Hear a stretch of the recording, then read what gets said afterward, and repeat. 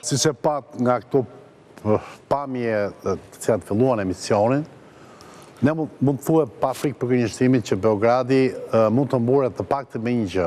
Ka organizuar, sipas BBC-s, protestën më të madhe në Ballkan. BBC-a ka numëruar 325.000 protestues, po thot gjithashtu që numri mund të jetë edhe më i madh. Pavarësisht se autoritetet thonë bin 110.000.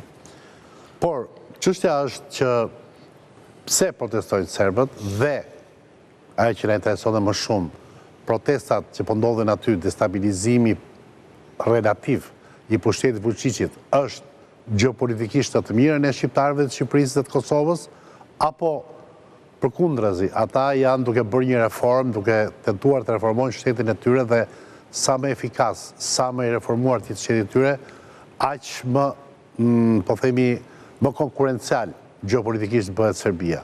Apo Serbia, si thot Vučići, është viktime shërbimeve të huaja dhe pra viktime një lufte hibride kundër saj.